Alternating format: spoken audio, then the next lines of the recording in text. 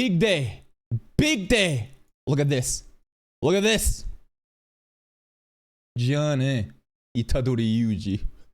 Gojo Sensei! I have high expectations.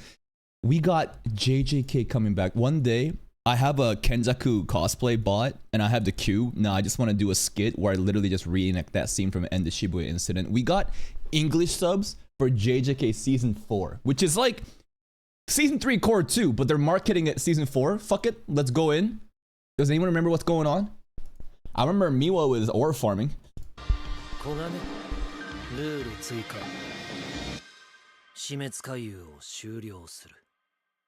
Huh? Okay. I love how Kenjaku Kogane is also got the stitches on its head, but it's like shitting its pants. Like, he's scared. This Kogane is genuinely terrified of Kenjaku. What's he gonna do? Drop a bomb. Where is he right now? Bottom of the fucking ocean floor? I don't know, because I guess he thinks that if Gojo somehow escapes, like he can't like survive the pressure of the ocean floor or something. And he was talking to like government officials too, right? A bomb is supposed to drop. We're ending it? Who's the bomb? Oh? Ooh, Hakari! I am also Waku Waku too. Who the fuck was that? Wait, who the fuck is that? This dude looking scary as fuck, like in Face Strange Fake, the Red Riding Lolly in the elevator. Anyways, we got a creepy ass. This matchup is gonna be crazy because Hakari obviously has been fucking hyped up. What the hell is this? What is there waifus coming out? There's literal figurines coming out of his what?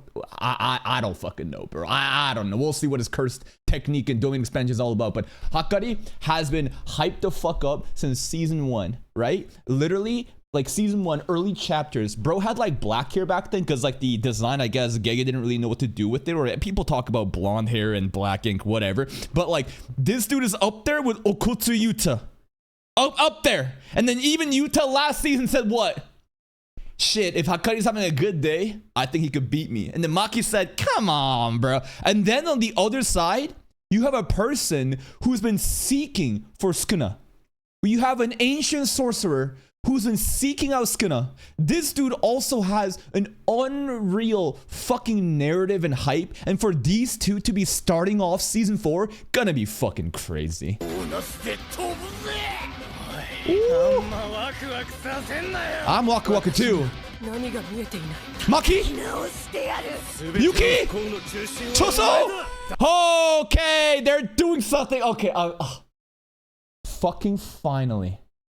I'm so glad. Nah, you know what? Watch Yuki like show up for like one scene and be off screen immediately. The thing that I'm pissed about this character is how she's one of the few like special grade sorcerers we have. And all she does is come by and groom kids and leave. What are we doing? What is her power? What is the floating Shikigami? I want to know more about her. Every time I have an opportunity to know about her, Gege is like benched. Nope. Yuki's going to be bodyguarding Tengen-sama this time. I'm like, are you fucking serious? All right, but this time, looks like it's different, right? Tengen-sama's domain. Love Yuki's design. The baggy pants, the athletic top. Look like a Dragon Ball character. Choso looking hype versus Kenjaku. They've been really hiding Yuki for such a fucking long time. 2v1. Tengen-sama can't do anything though? Because if Tengen-sama shows up, I guess it's over or something. Maki? I think this looks like Higuru. I don't know. It's like a random person. It's like a whole... Maki's popping off, killing random curses. This is a creepy eye. 803. This looks like a timer, right? 798. 800. So there's like a timer on like an eye. Okay. Cool stuff. Who the fuck is this guy though? this guy terrifies me. What is it I'm not seeing? That's right! Whoa, hold on. One thing. Did I say Shikigami there? Did we get to see something of... No, it's just blood. And whose bird is that? Probably just like Geto's, I'd imagine. Geto's chilling. All of Japan, colonies lighting up. Love how Choso protects his little bro though. That's actually so wholesome. Potential man! Mahoran coming out again! That's it! Come on! What's happening here, bro? This honestly feels like a reenact of season 1 with new art style. Cause I just no Mahoraga, that wasn't the top of a building too, wasn't it? It was. Like Sukuna's about a fucking not Sukuna, like no. I'm getting that details like mixed up. But regardless, no, Yuji pulled out and maybe something could have happened. But I feel like this is a new scene where Mahoraga is gonna do something. Look at the eye. What do I see from the reflection? I see somebody standing there. It looks terrifying. All I know is that I've been waiting for Megumi to get changed. Because again, I've been sweaty about JJK. I've been reading the season 1 manga, season 2 to get caught up. I still have to read Shibuya Incident and stuff. We'll save that for later. But like, chain is the key word where Yuji has forgotten about. The pact that was made when he was quote unquote dead, right? But then Sukuna basically reverse curse tech. He healed him back, right? If he says chain for X amount of time, Yuji's gone. Now, Sukuna did say that he wouldn't like harm anybody, right? During that time. I forgot the loose details. But beyond that is the idea that Sukuna has been glazing potential man. Why? 10 shadows is OP. Mahoraga obviously OP. Using a shadow as the base for the Shikigami rather than talismans and stuff, right? Modern, what's it called? Like Shikigami user, very OP. Sukuna wants it. Like this guy is glazing like Megumi like fucking crazy. This should be the moment. If he doesn't enchain this season, I'd be fucking shocked. Really cool transition here though. As we go in the eye of somebody standing in front. I feel like that's kind of like Yuji's hoodie if I look at the red here. But what's that line? What's that like line at the top of the head? Kind of looks like a Mahoraga like, you know, halo. Yuji comes out. What does that mean at the end? Someone's looking up. Is that Yuji at the bottom? Someone at the top? He looks fucking shocked. Lots of damage has already been done. Yuji looks messed up. Thank you, Jaden, for 11 months. Thank you. We got more, right? Oh!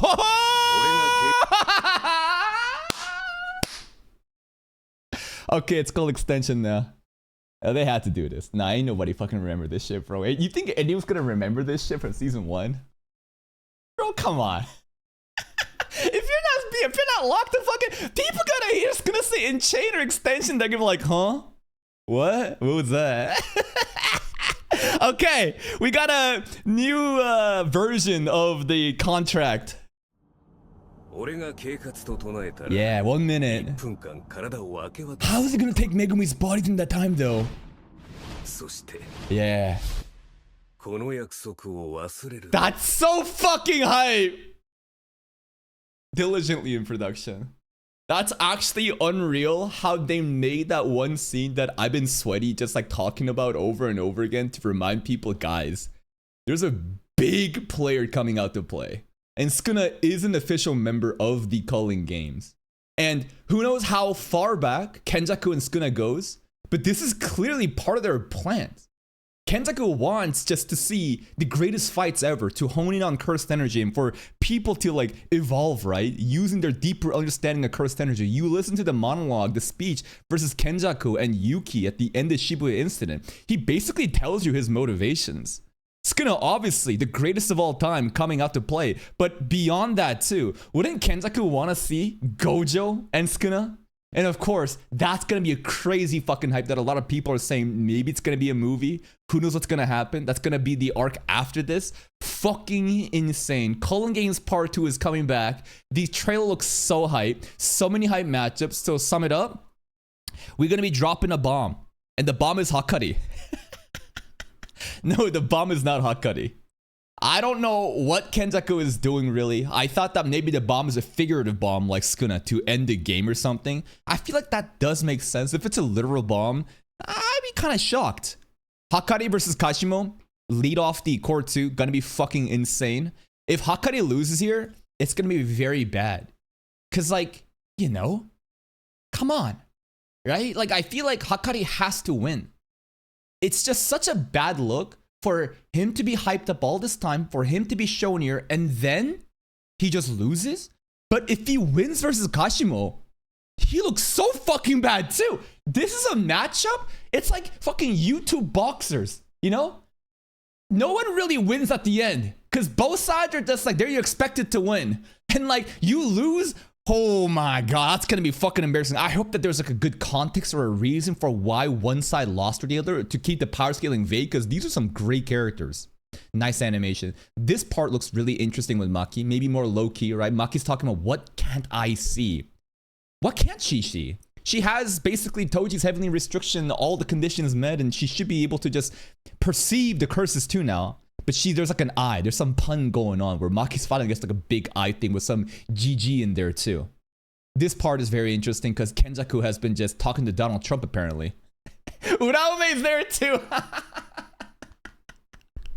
Uraume is Kenjaku's attendant. Yo, what are the worldwide, like, global politicians thinking when they see these two fucking weebs in cosplay in the fucking White House, bro?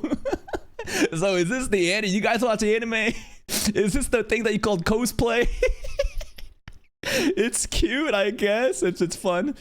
So I guess it really was the American government that maybe Kenjaku was talking to. I'm not sure. Kenjaku regarding politics and world diplomacy is an interesting one because like Yuki proposes the theory that like if you hone in on cursed energy in Japan really hard, the rest of the world is gonna get scared and they're probably gonna try to like annihilate Japan or do something about it. And Kenjaku is like, I got some plans. I don't know. He wants to.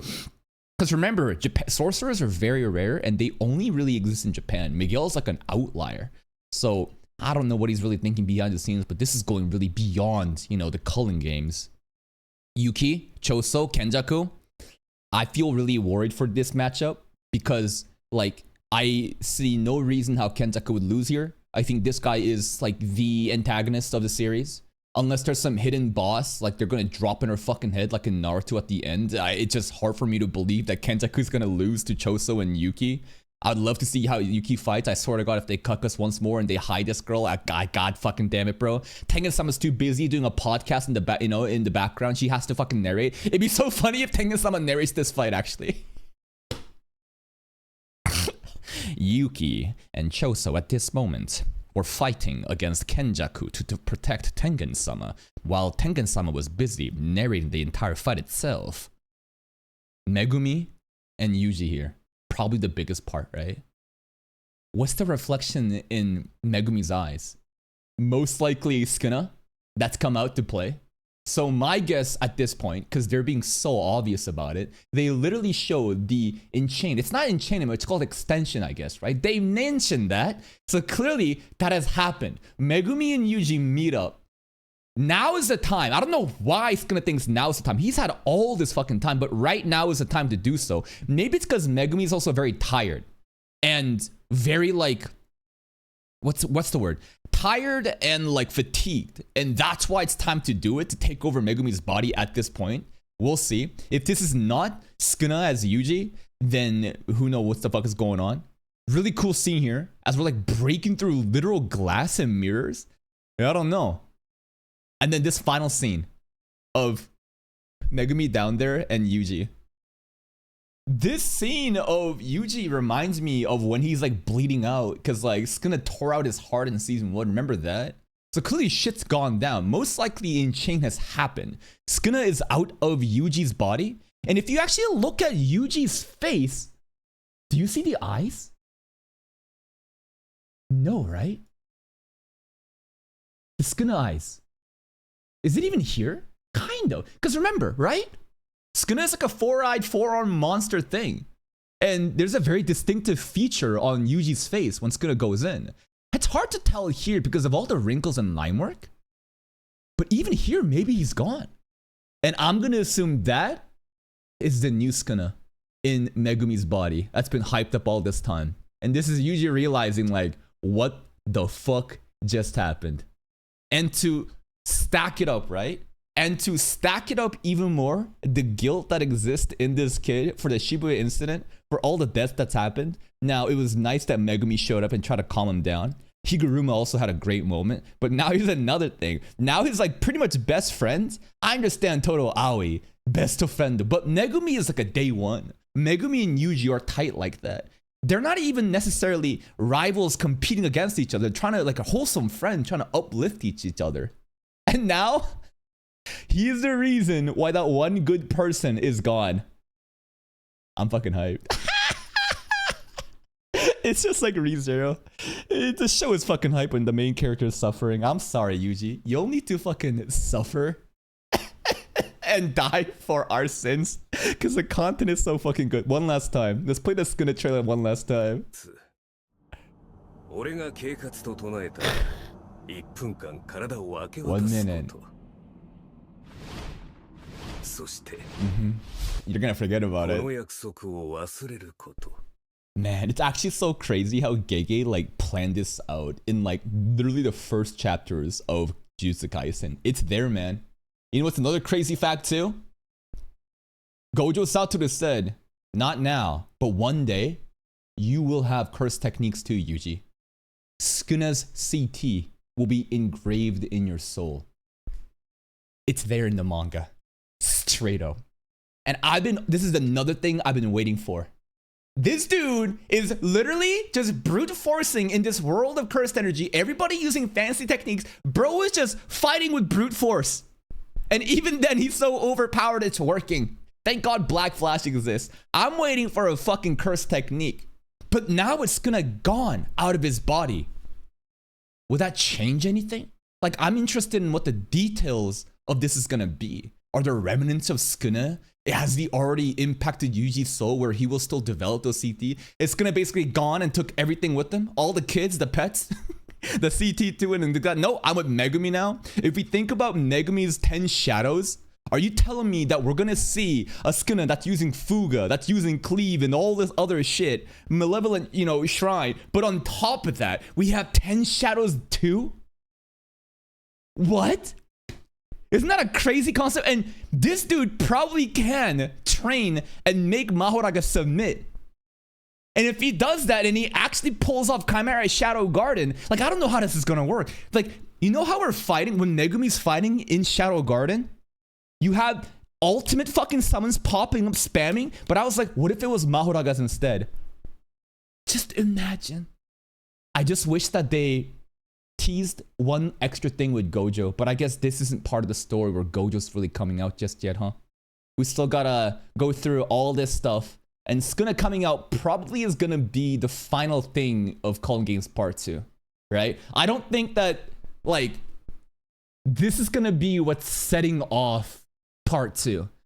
If anything, I would imagine the conclusion, right? The final episodes of Part 2 is probably gonna be this content, and then boom, done. Which would be sad, because I want the Megumi content with Sukuna, but at the same time, there's a lot of good shit to look forward to.